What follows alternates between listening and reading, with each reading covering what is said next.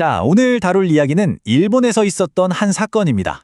일본 정부가 특정 종교단체에게 해산하라는 명령을 내렸는데요. 저희가 살펴볼 자료에 따르면 이 결정 하나가 일본 헌법 전체를 뒤흔들고 심지어 전 세계적으로 종교의 자유가 대체 뭐냐 하는 큰 논쟁을 불러일으켰다고 합니다. 한번 깊이 들어가 보죠. 여러분은 어떻게 생각하세요? 정부가 어떤 종교를 아예 없애버릴 수 있을까요? 이게 그냥 상상 속의 질문이 아니고요. 자료를 보면 바로 이 문제가 일본 정부와 세계평화통일가정연합 사이의 법적 다툼, 그 한가운데에 있는 핵심 쟁점이라고 합니다. 도대체 어떻게 이런 상황까지 오게 된 건지 그 시작부터 한번 따라가 보겠습니다. 모든 것의 시작점에는요, 일본 전체를 충격에 빠뜨린 한 비극적인 사건이 있었습니다. 그리고 바로 그 사건을 계기로 일본 정부의 태도가 정말이지 숨 돌릴 틈도 없이 급변하기 시작해요. 그 과정을 한번 같이 보시죠. 자, 이 타임라인을 보시면 정말 놀랍지 않나요? 이 속도 좀 보세요. 정부의 법적 해석이 순식간에 극적으로 뒤바뀌면서 결국 역사상 유례가 없던 해산 명령까지 이어지는 그 과정이 고스란히 담겨 있습니다. 그러니까 처음에는 정부 입장도 아주 명확했어요. 국회에서 딱 잘라 말했죠. 해산 명령? 그거는 형사 범죄를 저질렀을 때나 가능한 겁니다. 이게 원래 법 해석이었고요. 그런데 말이죠. 바로 다음 날, 딱 하루 만에 정부가 입장을 그냥 180도 뒤집어 버립니다. 갑자기 아니 형사 범죄가 아니더라도 민사상 문제만으로도 해산시킬 수 있다. 이렇게 말을 바꾼 거죠. 자료를 보면 비평가들은 이런 갑작스런 변화를 두고 이건 너무 자의적인 법 해석 아니냐고 강하게 비판했다고 합니다. 바로 이 지점이 이번 사건의 핵심 중의 핵심입니다. 자료에 따르면요, 형사 문제가 아니라 민사 문제를 가지고 종교법인을 해산시킨 건 2차 세계대전 이후 일본 역사에서 단 한 번도 없었던 일이래요. 그러니까 이게 엄청나게 중요한 최초의 법적 선례가 되어버린 거죠. 자, 그래서 이 자료는 이게 단순히 한 종교단체의 문제로 끝나는 게 아니라고 경고하고 있습니다. 이건 제2차 세계대전이 끝나고 일본이 어렵게 세운 종교의 자유라는 기둥, 그 근간을 흔드는 문제라는 거죠.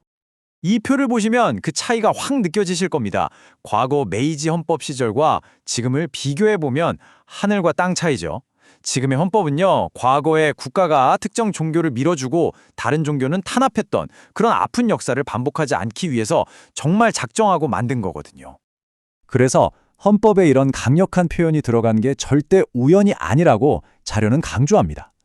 절대 침해할 수 없는 영원한 권리다. 와, 굉장히 강한 표현이잖아요? 이게 바로 과거에 국가 권력에 의해 자유를 억압당했던 역사에 대한 뼈아픈 반성에서 나온 문구라는 겁니다. 결국 이번 해산 명령이 일본 민주주의를 떠받치는 이 세 개의 큰 기둥을 한꺼번에 흔드는 셈이라고 자료는 분석합니다. 그러니까 개인이 뭘 믿을지에 대한 자유, 그리고 같은 믿음을 가진 사람들끼리 모일 자유, 마지막으로 국가는 종교에 개입하지 않는다는 원칙, 이 세 가지가 전부 시험대에 올랐다는 거죠. 자, 이렇게 일본 안에서 뜨거웠던 논란이 이제 국경을 넘어서기 시작합니다. 이 사건을 지켜보던 국제사회에서 점점 우려의 목소리가 나오기 시작하는데요. 과연 세계는 이 상황을 어떻게 보고 있는지 한번 들어보시죠. 그러니까 도쿄의 한 법정에서 시작된 싸움이 이제는 저 멀리 국제기구 회의장까지 그 목소리가 들리기 시작한 겁니다. 법률 전문가부터 인권운동가, 심지어 다른 나라 정부까지 나서서 경고를 보내고 있다고 이 자료는 강조하고 있어요. 가장 먼저 목소리를 낸 사람 중 한 명은 유럽의 국제인권 변호사였어요. 이 변호사가 유엔에 보고서를 냈는데 내용이 뭐냐면 일본 정부의 이번 조치는 국제인권규약 위반 소지가 있다고 아주 강하게 경고한 겁니다. 그리고 곧바로 미국 백악관에서도 반응이 나왔습니다. 대통령의 핵심 종교 고문이 나서서 이건 명백한 종교의 자유 침해다. 일본이 유엔 인권선언을 제대로 지키고 있지 않다라고 직접적으로 비판의 목소리를 냈죠. 근데 여기서 그치지 않고 미국의 벤스 부통령까지 직접 나섭니다. 국제정상회의라는 아주 중요한 자리에서 이 문제를 콕 집어서 이야기한 거예요. 종교의 자유를 존중하는 나라와 그렇지 않은 나라는 구별해야 한다. 이렇게요. 이건 그냥 개인 의견이 아니라 앞으로 미국의 외교 정책에 있어서 이게 중요한 기준이 될 거라는 어떻게 보면 상당한 외교적 압박 신호로 읽힐 수 있는 발언이었죠. 자, 그럼 이게 앞으로 어떤 파장을 불러올 수 있을까요? 이 자료가 가장 우려하는 지점은 이번 사건이 끝이 아니라 아주 위험한 시작일 수 있다는 겁니다. 결국 자료가 경고하는 건 바로 이 위험한 선례가 남는다는 점입니다. 한번 이런 식으로 길을 털어놓으면 나중에는 정부가 보기에 좀 불편하다 싶은 어떤 단체든, 그게 종교단체든 아니든 이 논리를 가져다 쓸 수 있게 되는 거 아니냐는 거죠. 일종의 마녀 사냥을 위한 도구가 될 수 있다는 그런 두려움입니다.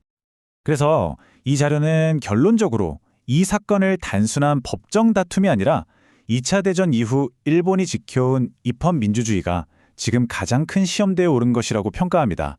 말 그대로 자유민주주의 국가라는 일본의 정체성 자체가 걸린 문제라는 거죠.